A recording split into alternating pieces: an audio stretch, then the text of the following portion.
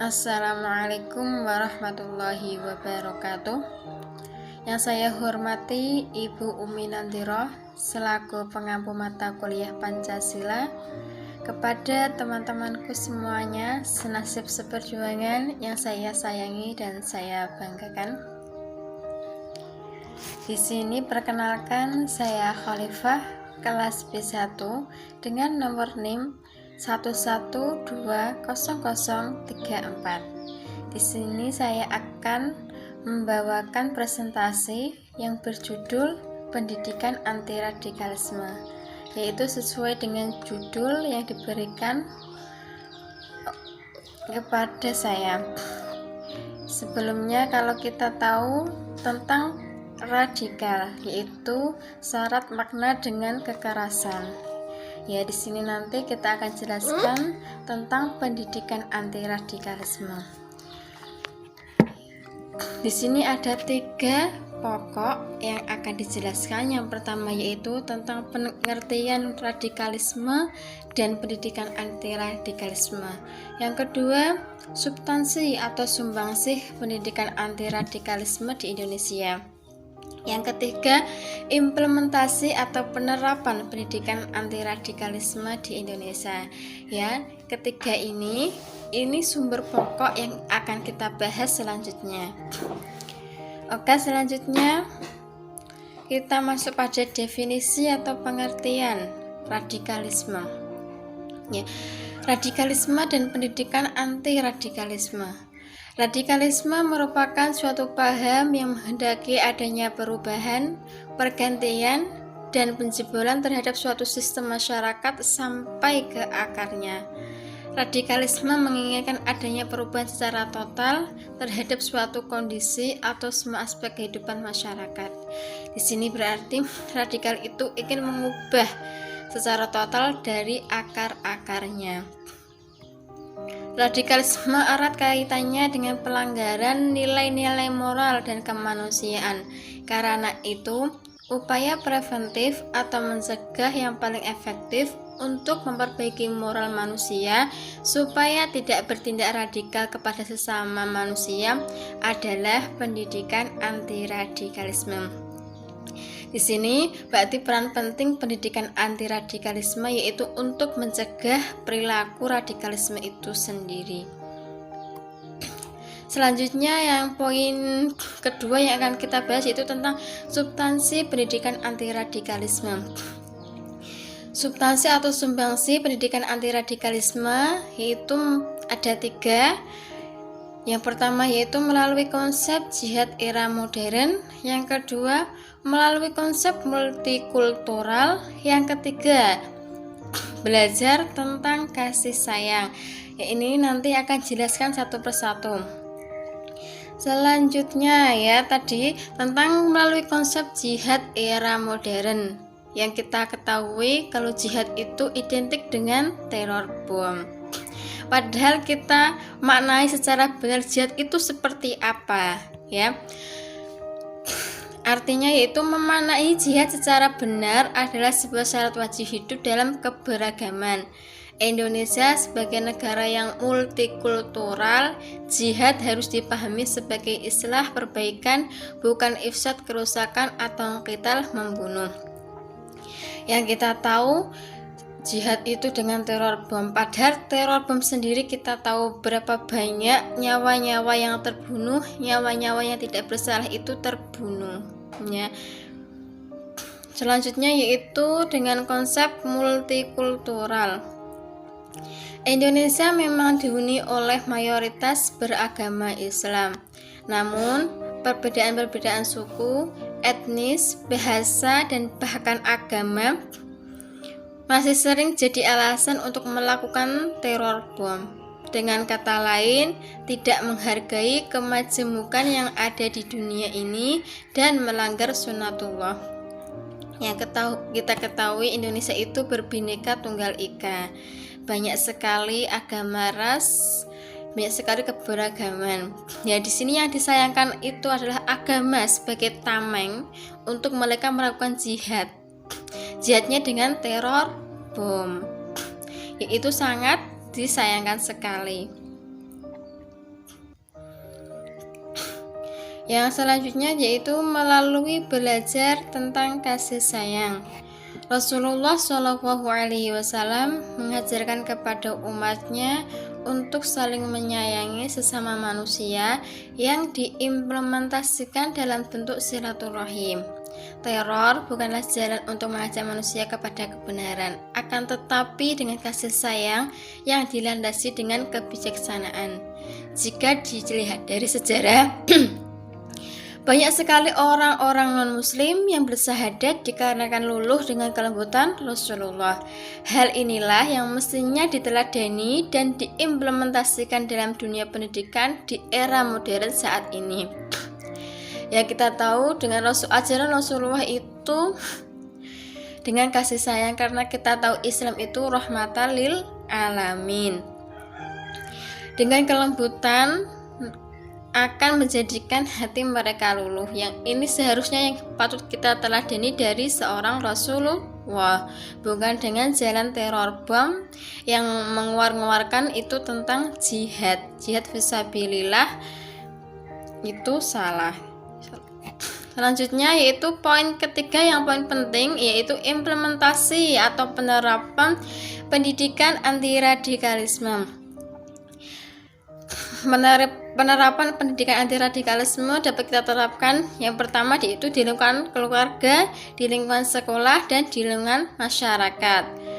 Yang kita bahas pertama yaitu tentang pendidikan anti radikal yang diterapkan di lingkungan keluarga ialah sebagai berikut. Yang pertama, keluarga harus menanamkan pemahaman agama yang benar, bukan pemahaman agama yang ekstrim. Di sini peran seorang kepala keluarga, yaitu seorang ayah, mengajarkan pendidikan agama itu agama yang benar, bukan agama yang ekstrim atau jalur agama yang keras. Yang selanjutnya yang kedua yaitu keluarga harus mengajarkan kasih sayang, bukan kekerasan. Untuk mengajarkan ini dengan kasih sayang, yang kita tahu kalau anak-anak sedang melakukan kesalahan, bagaimana sikapnya, yaitu dengan kesalahan dengan ditegur, bukan dengan kekerasan atau memukul.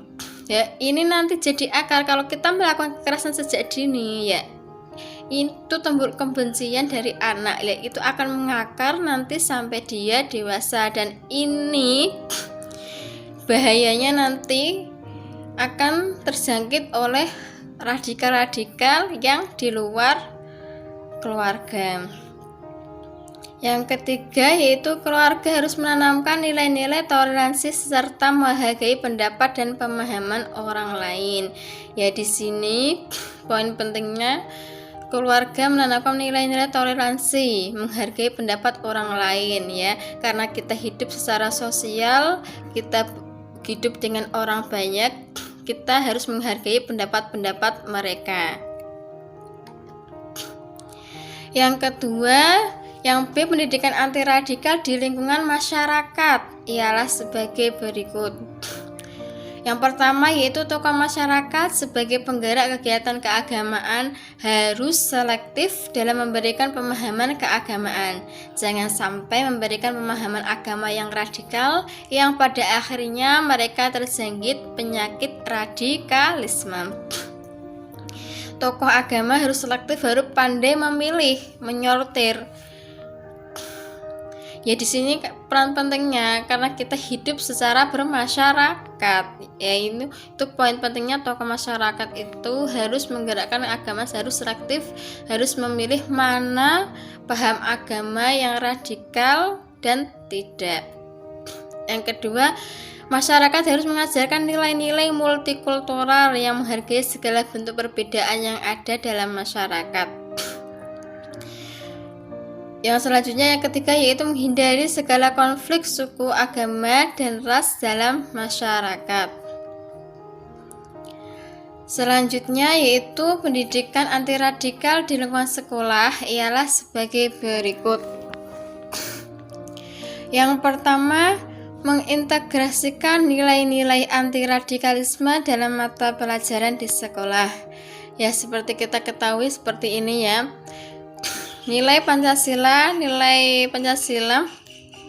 ada pelajaran anti radikal yang kita harus terapkan dalam mata pelajaran sekolah.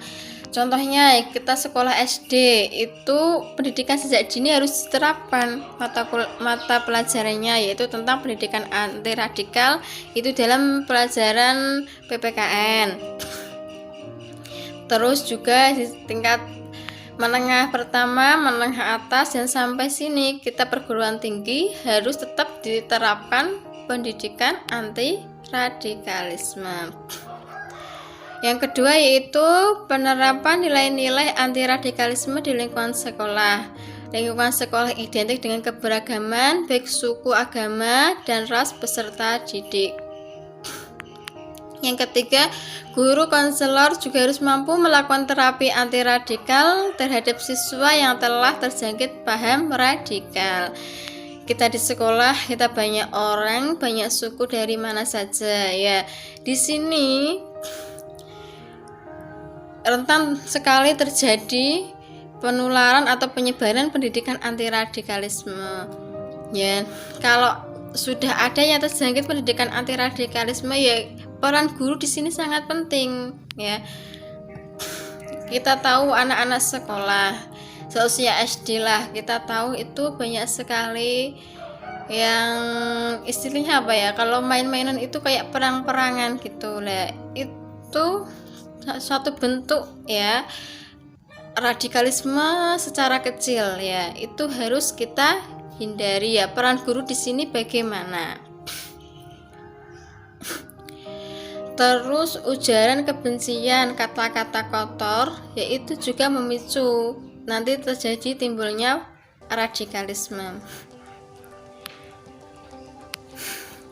Selanjutnya yaitu poin penting yang tadi saya jelaskan tentang pendidikan anti radikalisme, yaitu bagaimana peran